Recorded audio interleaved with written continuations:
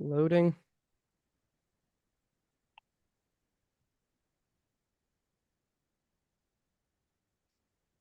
Welcome, everyone. Welcome to the 270 Hoops, the Around 270 Hoops podcast. I am here with Greg Glaser again. Today on the show, we are going to go over a recap of week 1 of high school basketball in Central Ohio and a little bit outside. We're going to look ahead to week 2 and also a little bit of what's going on this weekend. We're going to talk about our rankings and kind of how that shakes up after the first week. And then we're also going to do some overreactions. It's week 1, so it's a perfect time to overreact for the rest of the season. Greg, how are you? And how have the games you've been to, how have they gone so far?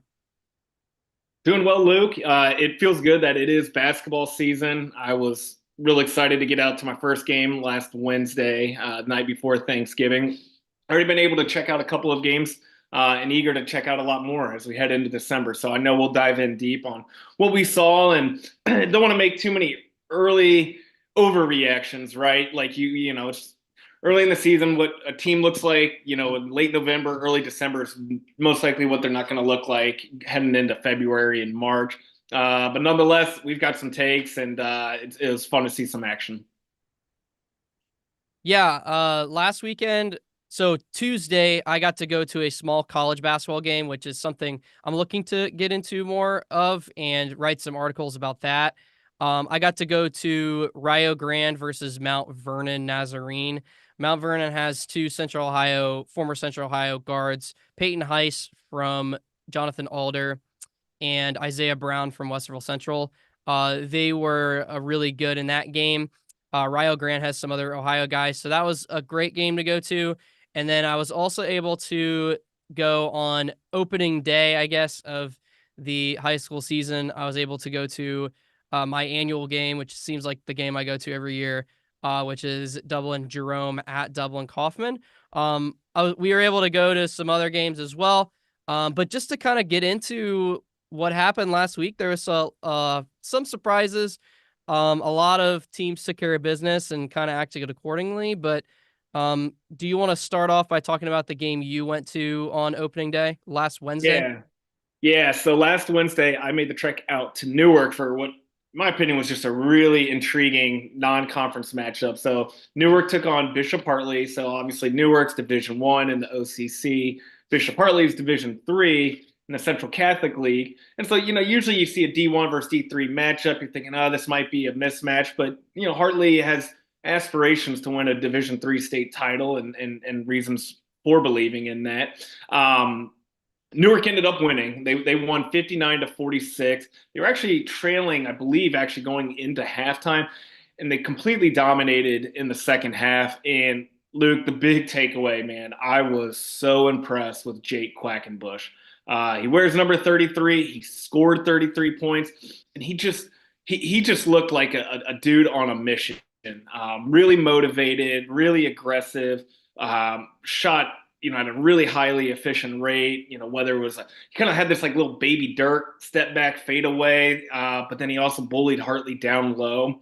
And I talked with him after the game, and he was just he wants to prove people wrong. He says, "Look, we look at the rankings. I see the prospect list and this and that, and I think he just feels like he's not getting enough recognition, and also the team. It's not just about him, but the team is just not getting enough love, and they want to prove people wrong. And I mean, he really showed something on Wednesday night. And Zach Fleer, he had actually mentioned, I think after the game, and we're posting the highlights. But something I agreed with and thought the same thing. Jake reminded me a lot of JT Shoemate, who graduated from Newark several years ago. And JT went to Division 2 college, went to Walsh. Jake is also doing the same, going to Thomas More University. But between their size and their abilities, I would not be surprised in a year or two if Jake dominates and plays really well at Thomas More and gets an opportunity to move up to Division 1. He's got the size. He kind of looks like shoemate, so the comparisons are pretty easy considering they both went to Newark.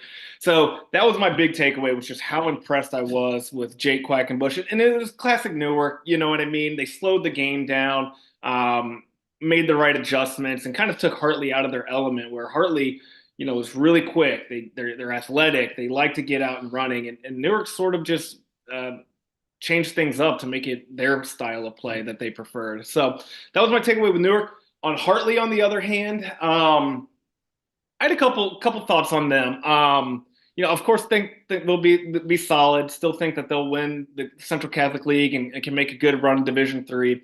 It is worth noting that their forward Marcus Hemphill, he was unavailable for the game. My understanding is hopefully he'll probably be back soon, but he was not dressed, wasn't on the bench for that. And they really could have used him. So he's their biggest guy. He's their best rebounder. And Newark really handled him on the glass. So I would have been curious of what difference he would have made. I think it would have been a closer game. I don't know if Hartley would have won, but you could tell his absence was definitely recognized against a really quality team like Newark. And the last thing I'll say, I'll allow you to get to your games. I think, replacing Jaden Calloway is going to take a little bit of time for Hartley. I think, we were thinking Jakai, tremendous guard, and he played a pretty good game.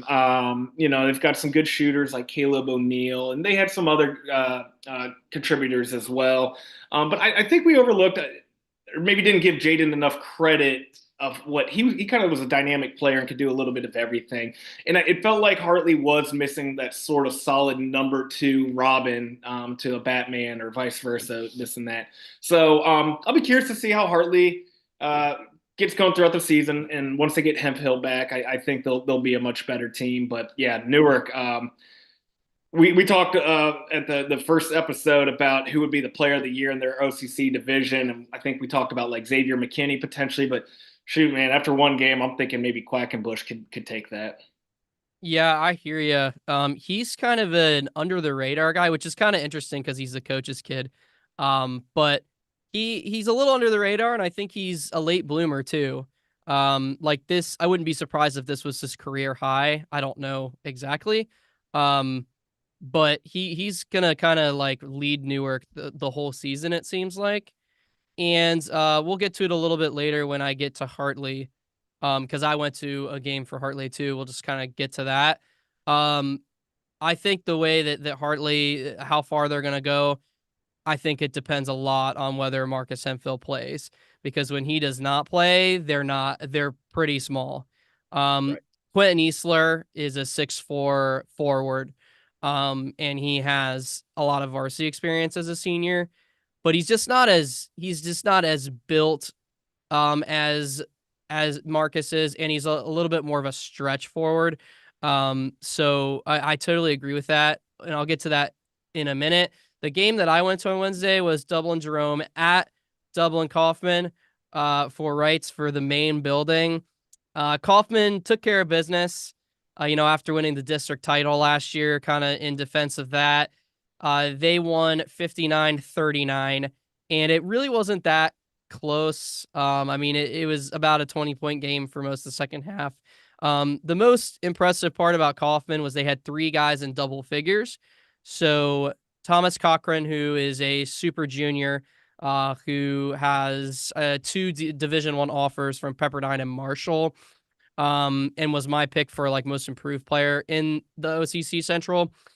He had 16 points, and then sensation at sophomore, who started most of the season last year as a freshman, Luke Muhlenkamp, ended up with 16 points. He's going to be a real player in that league as well. And then the senior leadership of Gabe Schmidt, who ended up with 12 points, 5 rebounds, I believe, and 4 assists. He also stole the ball 5 times, which is kind of crazy. Like, he was shooting the passing lanes a ton. That was huge. Like, he stuffed the stat sheet. So if those 3 guys for Coffman are in double digits or average double digits, they're going to be really hard to beat. And it was kind of the perfect storm for them. A couple thoughts on Jerome. I think that they do have 3 seniors that are talented. Ethan Wright, who's a forward, 6'6", and then Cooper Craig and Ryan Culp.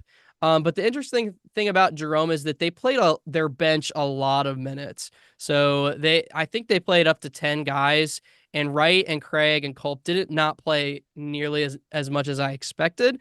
So I'm not sure what the strategy was. I assume it was probably they were down trying to get a spark off the bench type thing. I think once we see them get into a groove, I think they will have an improved year. But a lot has to go their way, and that was not a great start for Jerome. We'll see how they are going forward. And then the kind of moving on here, the next game that I went to was on Saturday night after the Buckeyes' big win over Michigan, which I'm still basking in the glory of. Um, Finally, yeah, finally. I know. It's about time. Like, I don't think I would have been able to handle it. Anyway, so Hartley played another game, and they played at Northland, which was a fantastic game. It was back and forth. It was a sloppy early with both teams putting a lot of pressure on. Northland played a 1-2-2 zone almost exclusively in the game, and it worked for the most part. Like Hartley was moving the ball on the perimeter a lot. They weren't getting the ball inside a lot. The best offense for Hartley in this game was offensive rebounds. Now I will say the caveat here is Marcus Hemphill did not play in this game either for Hartley, but Northland was also missing their two biggest players. So Owan Maguru and It's Barugu. I know it's tough. Marugu. Did I say it wrong? I'm I think the sorry. M silent. I Yeah, believe. okay. And Feroz Zaire, who's 6'9", is like we talked about in the preview, a transfer. They both did not play. Zaire's dealing with an injury. I talked to some of the fans and they said they think he'll be back next week.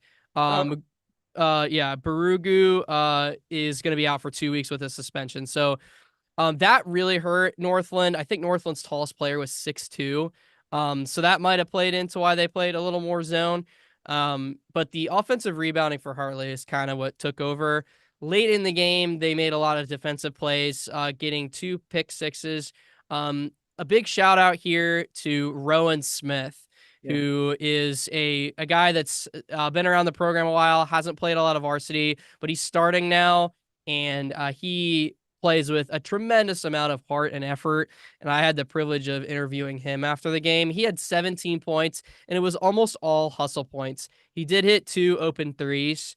But other than that, it was offensive rebounds and then steals for layups. So a guy that just is gritty. He waited his turn and he had his career high 17 and was really the main reason that Hartley was able to win this game.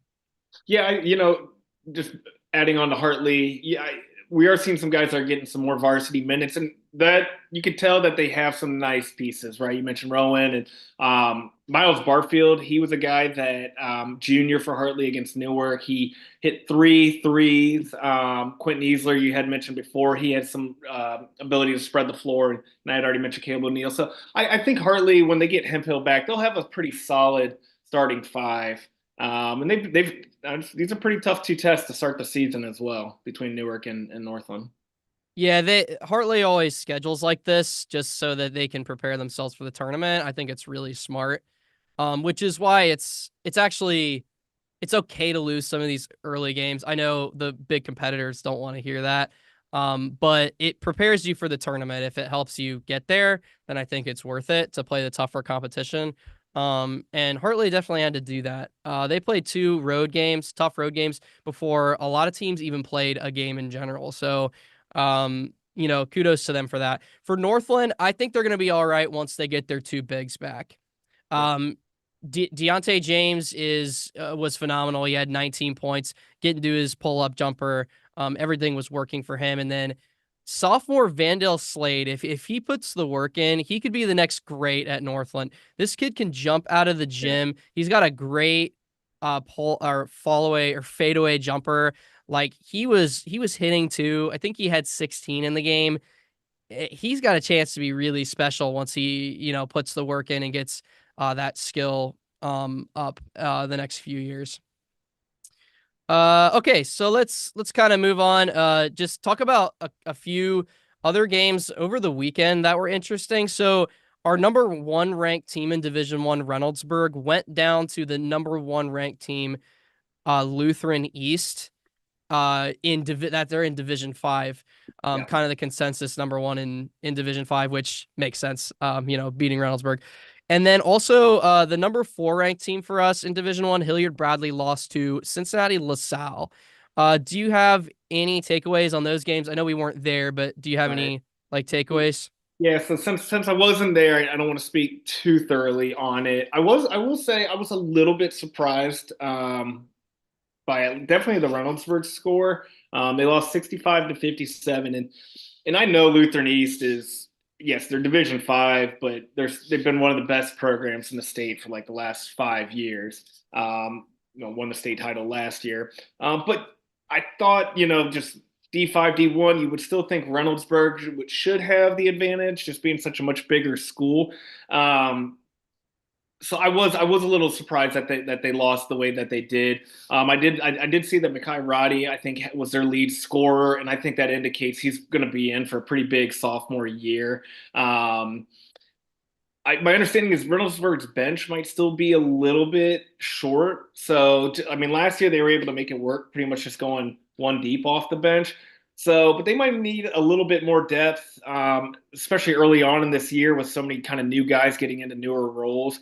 I'm not gonna like hit the panic button or anything on Reynoldsburg yet, but I would have thought they could have won that game. So I was a little surprised that they lost there.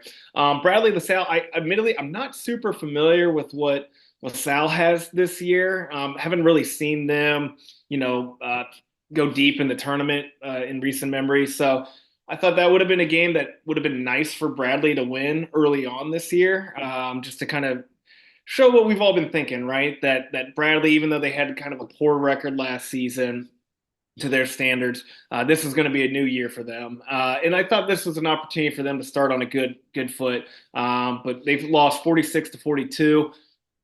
Not a high scoring game, so it sounds like it was a defensive battle. I'm sure it was a lot of long offensive possession. So again, it's early. Not going to hit panic button on any of these teams yet. We'll see these teams in action with some competitive games coming up this weekend. So we'll know a little bit more headed into next week, I think. Yeah, I agree. I don't think there's any reason for either of those teams to panic early. Would have been nice to win those games, but I just thought it was interesting to mention. Okay, so Monday, I was at Bishop Reedy Okay. for their home game against Marion Harding. Marion Harding was 1-0, and they beat Franklin Heights by 38, which was crazy. And so I was really interested in this one. Bishop Reedy is ranked 3rd in our Division 5 Central Ohio rankings. And so I was interested to see, kind of how those guys gelled. It was an excellent game for 3 quarters.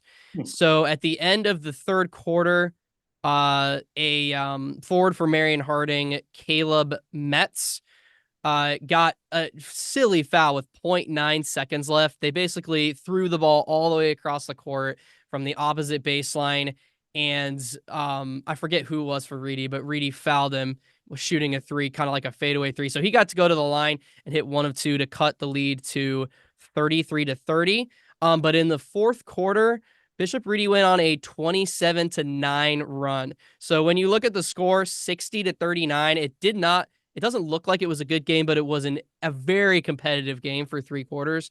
So what happened in the 4th is essentially Reedy was they got a bunch of rebounds. They went to a 2-3 exclusively, and Harding turned the ball over a few times, and it started to snowball. The thing about Reedy this year is that their guards are very fast and very athletic. Mike Daniels is kind of the leader of the pack there. He's a junior.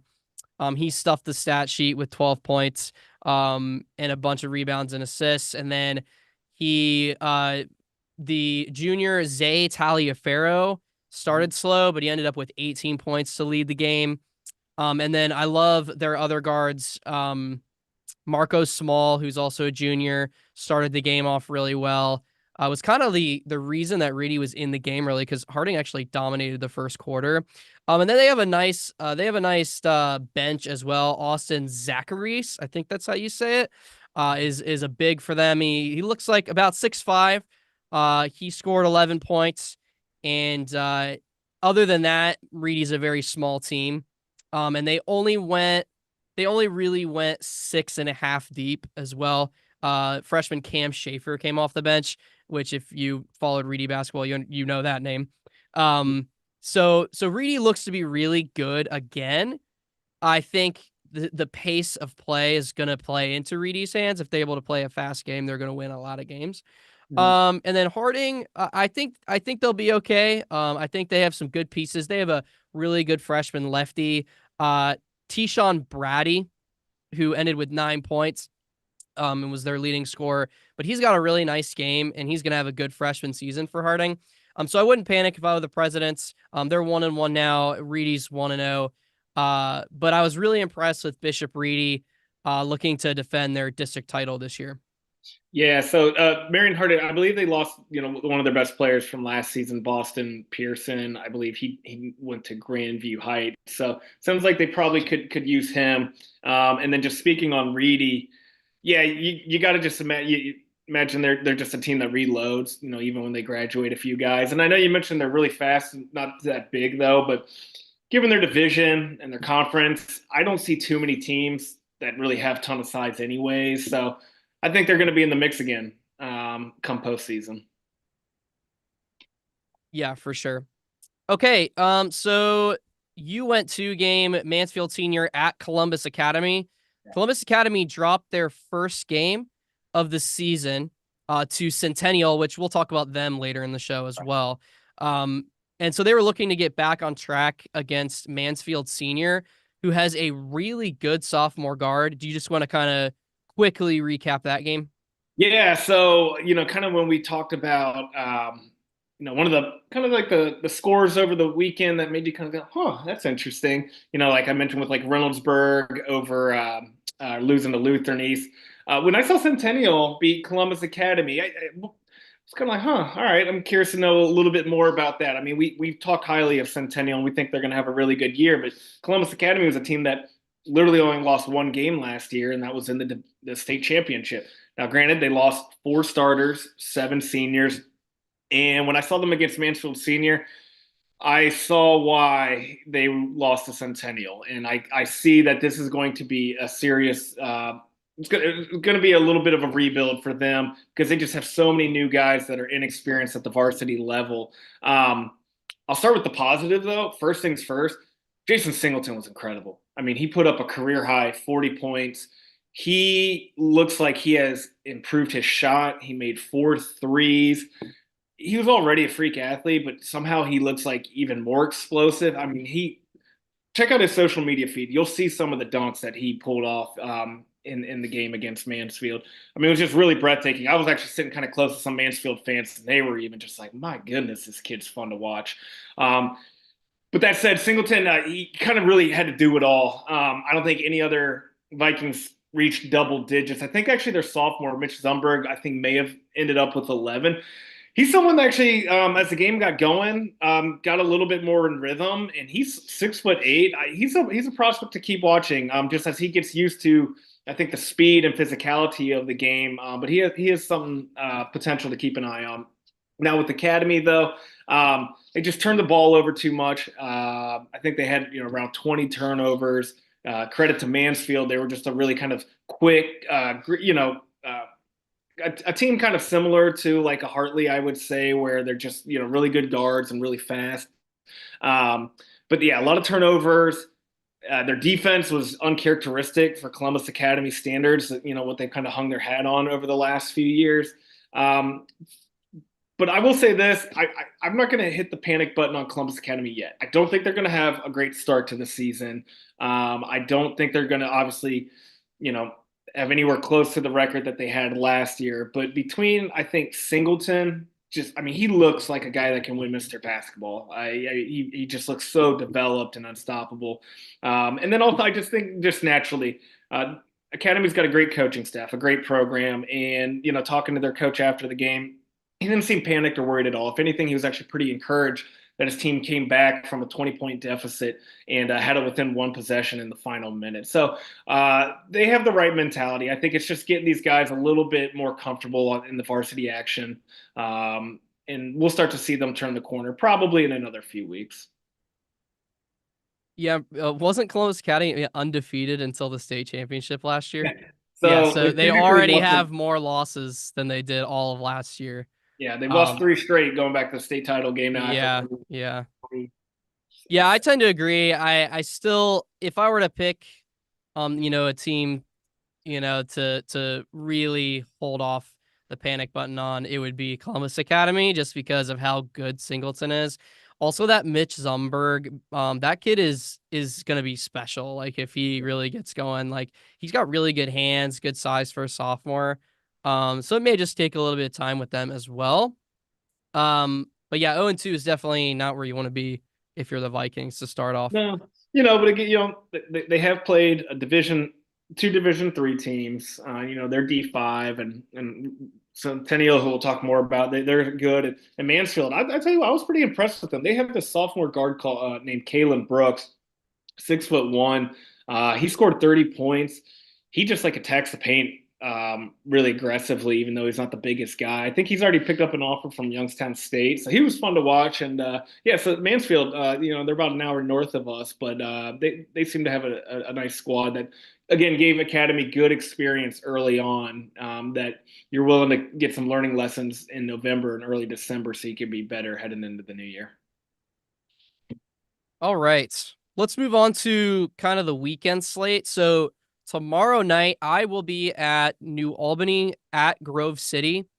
New Albany has not played a game yet, and Grove City is 2-0, which is kind of wild. But that's just kind of how things have been so far.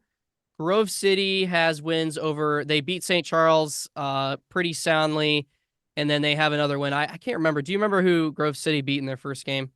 They won. I think it was Canal Winchester. That's correct. Yeah. And that was not close either. So Grove City looks very good.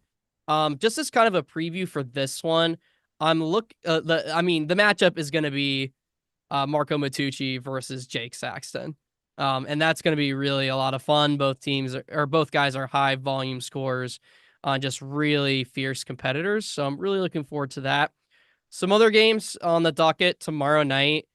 We've got Olentangy Liberty, who's 1-0. They blew out Thomas Worthington in their first game. They're at Dublin Coffman, who we kind of talked about earlier. They're 1-0. We've also got Groveport, who has not played yet, I believe, and they're playing at Newark, which is, again, it's slated to be a great game. We'll see what Groveport is this year, but Groveport's coming off a district title last year. Newark just had a phenomenal game from Jake Quackenbush and beat Hartley. So that's going to be a really interesting game. And then another one in the OCC Central is Hilliard Bradley at Upper Arlington.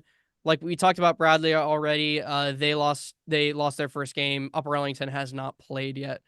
So do you have any thoughts on those notable games tomorrow? Yeah, no. So I'm very. I think you're going to probably the most intriguing game, New Albany and Grove City. So Grove City has this nice hot start.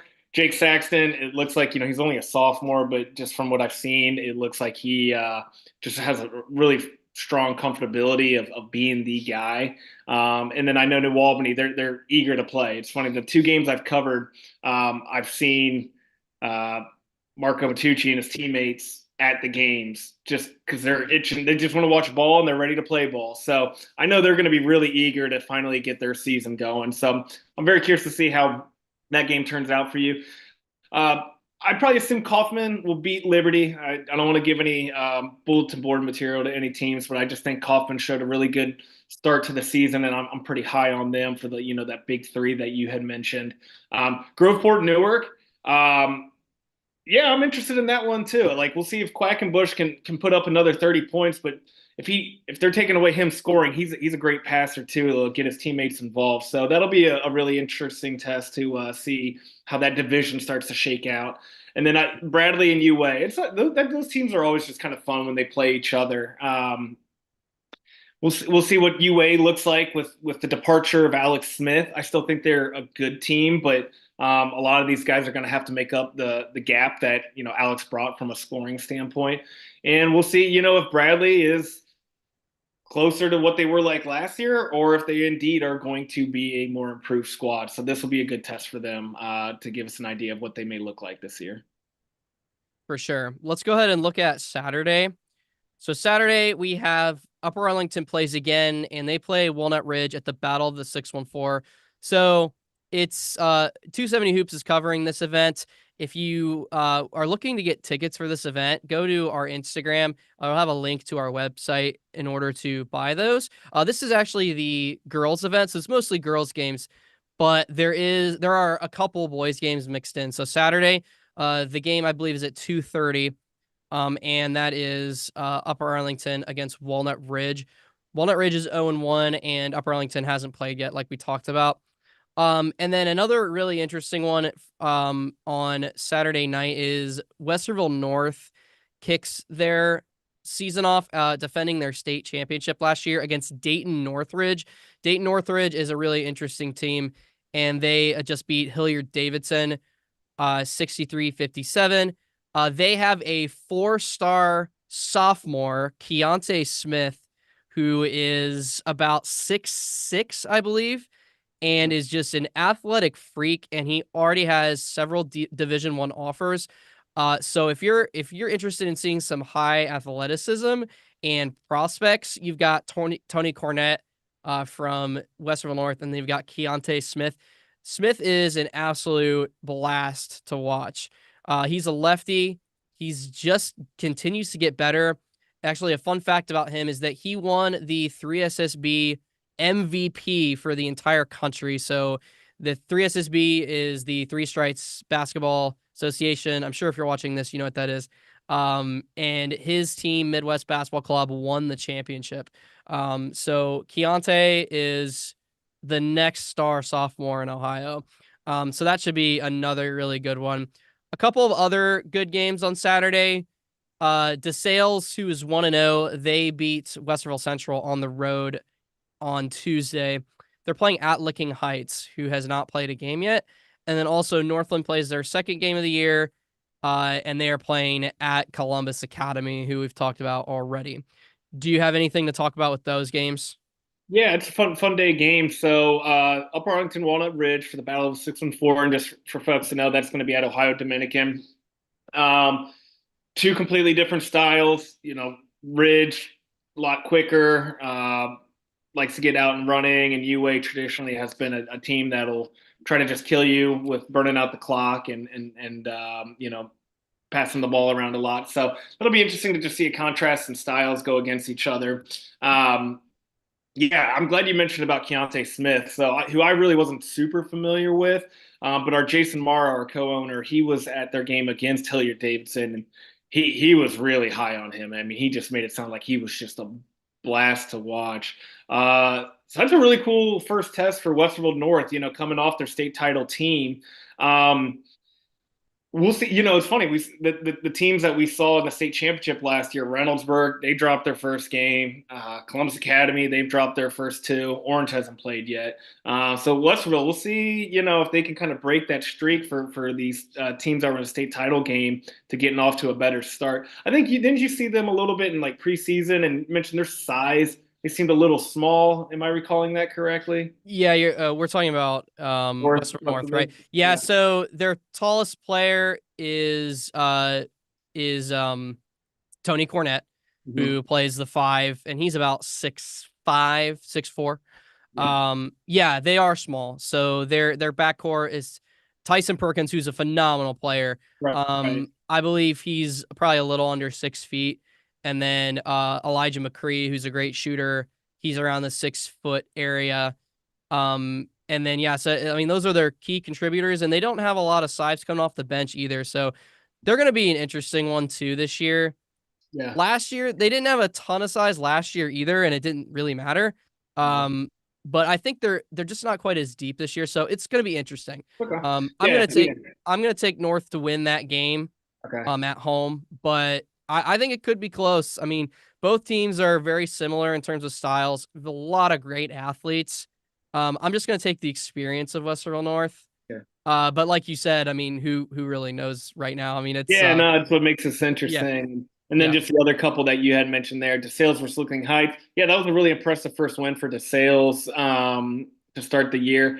And Licking Heights, that's a team that could be a legit contender out of Division 2 to win the regional. They have a lot of guys coming back from a pretty good team last year.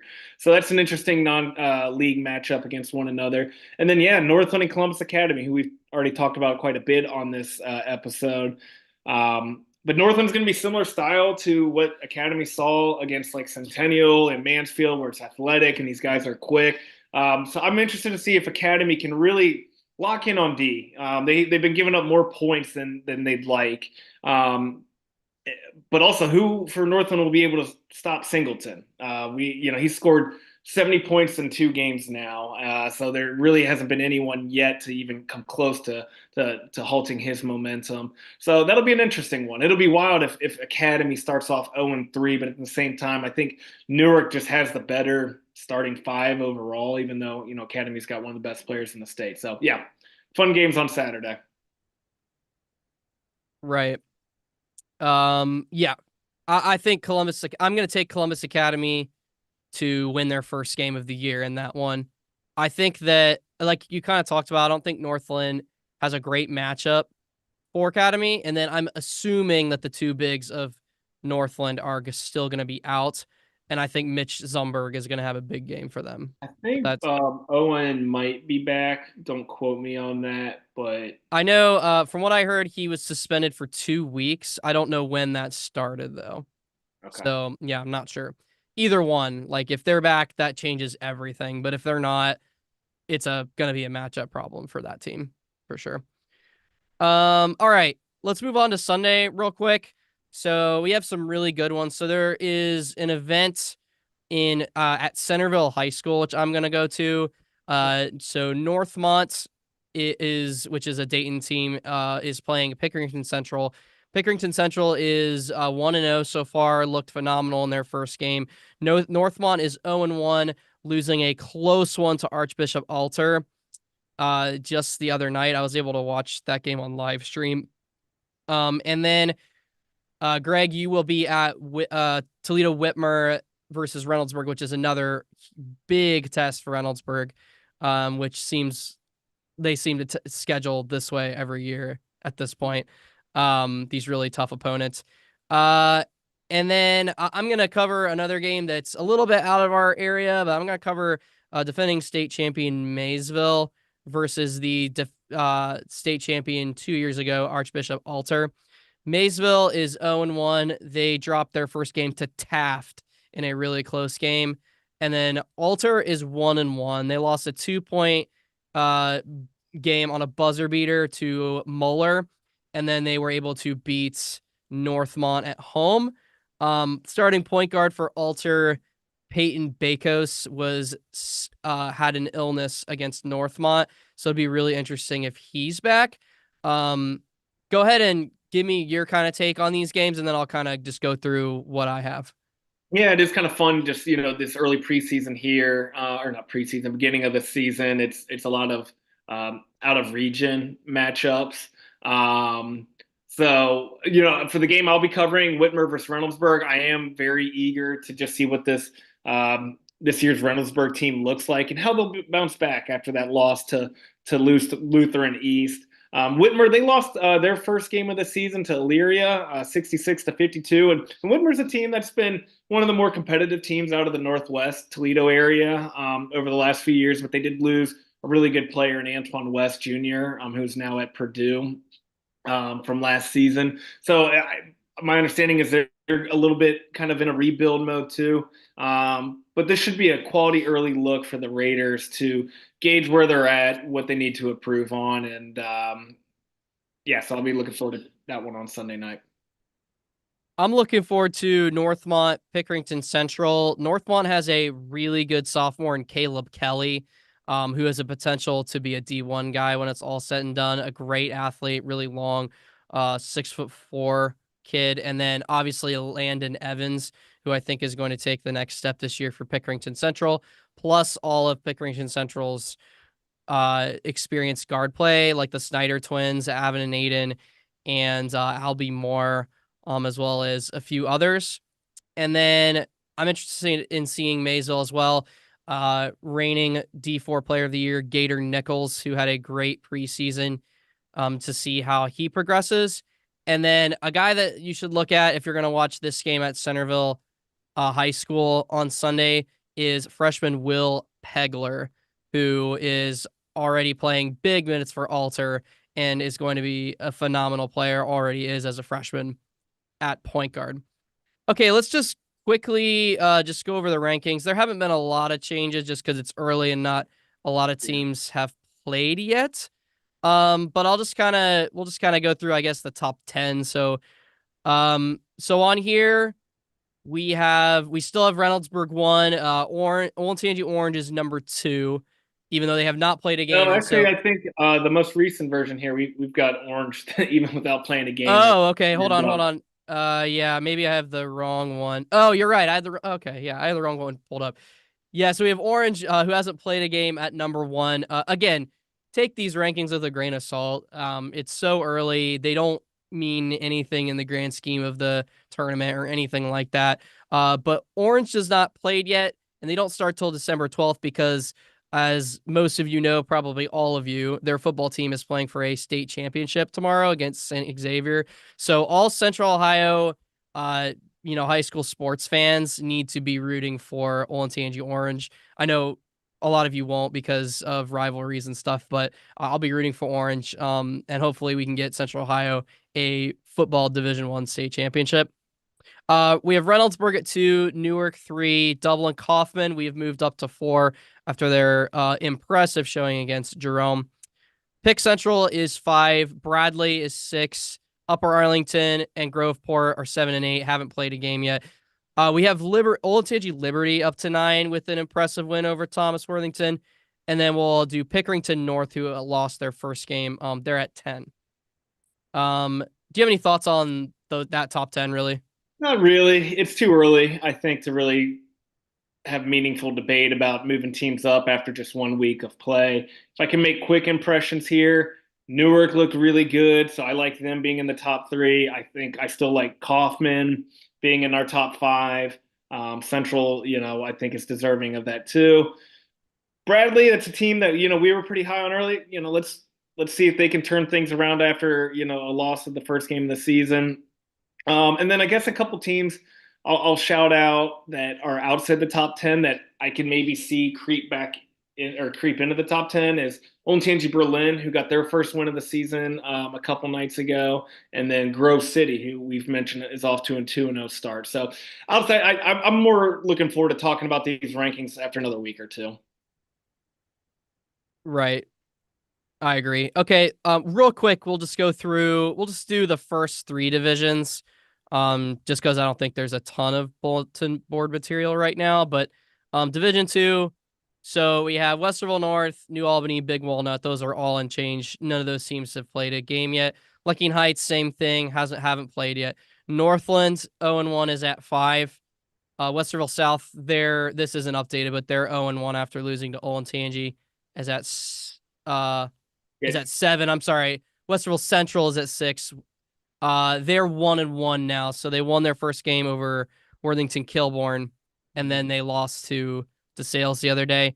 Westerville South's 0-1, they're 7th. Taze Valley is undefeated right now. They're at 8. St. Charles is 1-1, they're at 9, and then Mount Vernon, actually a phenomenal game last night that I catch the end of on NFHS Network. They played Highland, and they actually lost basically at the buzzer on a layup. So they're actually 1-1 now.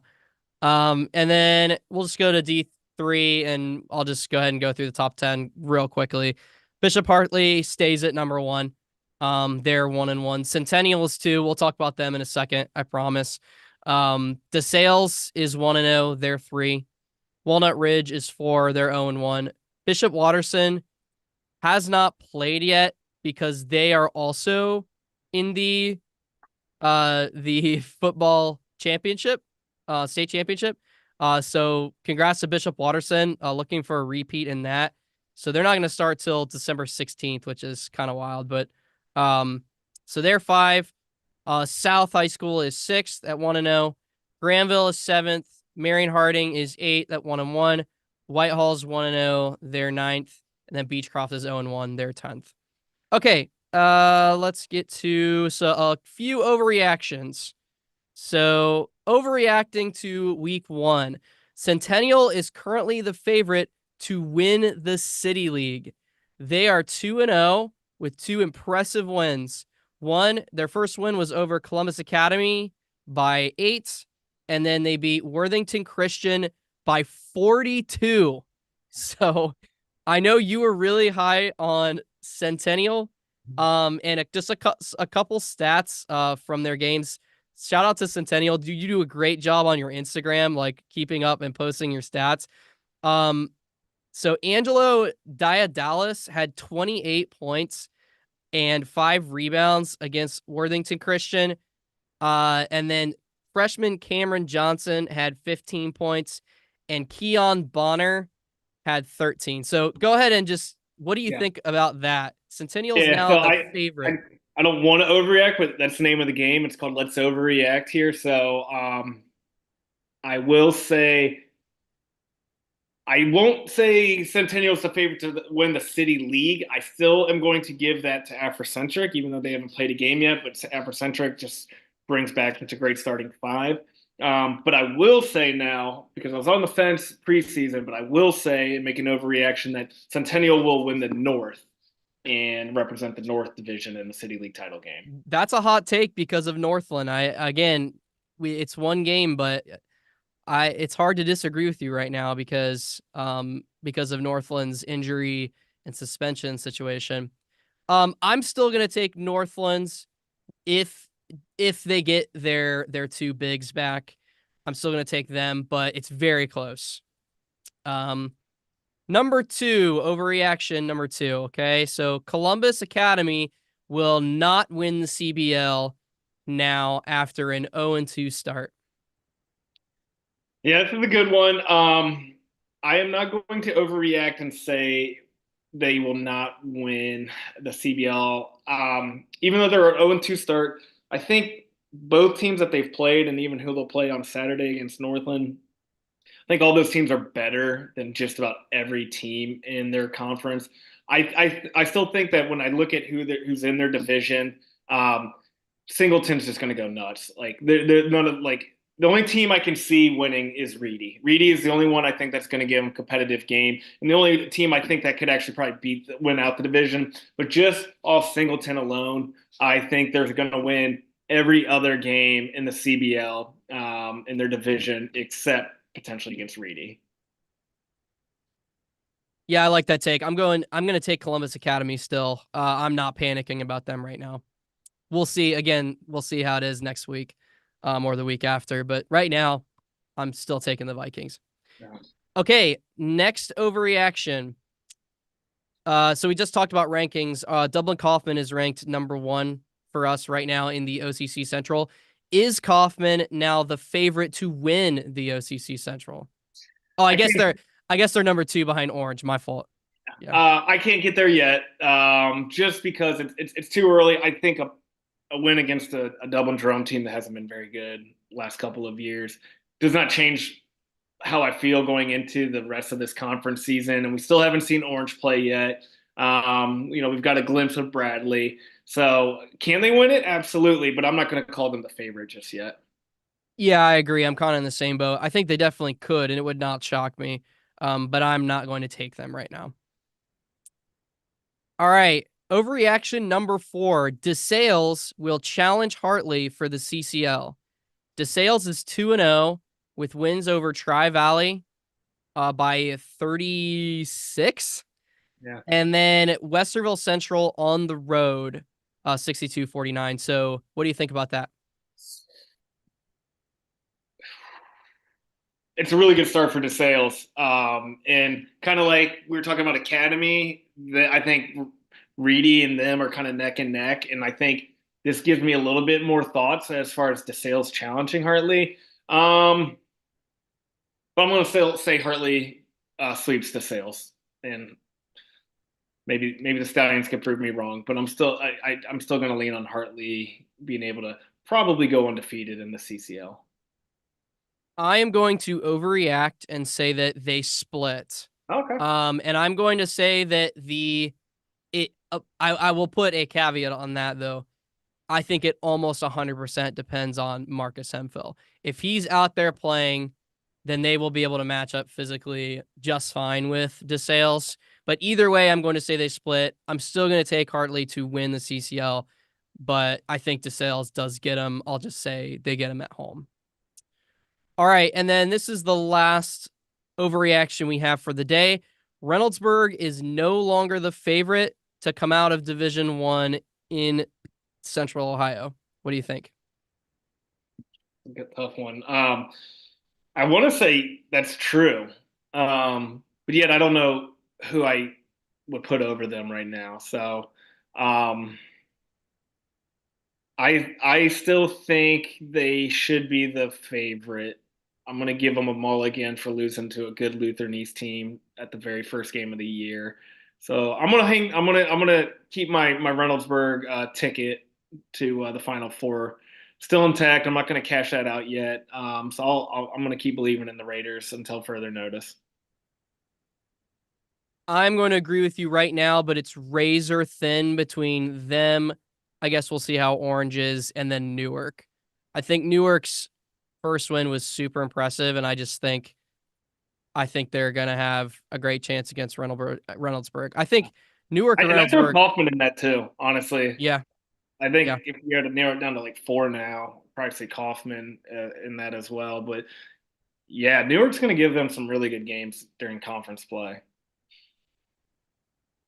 All right. Well, let's go ahead and wrap it up. I appreciate everyone who watched the live stream. If you did not hear the entire show, this video will be available right after we are done here. Also, tomorrow on Apple Music and Spotify, you can listen to me and Greg preview preview the last week, week 1, and then go into week 2. Other than that, we really appreciate all of our listeners. Please subscribe to our YouTube page. Please subscribe to our Apple Music and our Spotify. And keep looking on social media and our Substack for new articles. Just as a reminder, tomorrow I will be covering New Albany at Grove City, and Greg will be covering. Remind me which game you're covering. I am off this weekend until Sunday. Sunday is Until when I'll Sunday. be Okay. at Ohio Dominican for Reynoldsburg and Whitmer. Okay. And then on Sunday, I will be at Centerville watching Northmont play Pickerington Central, and then Maysville taking on Archbishop Alter. Greg, I really appreciate it. It's fun every time. We'll see you next week. Thanks, Luke.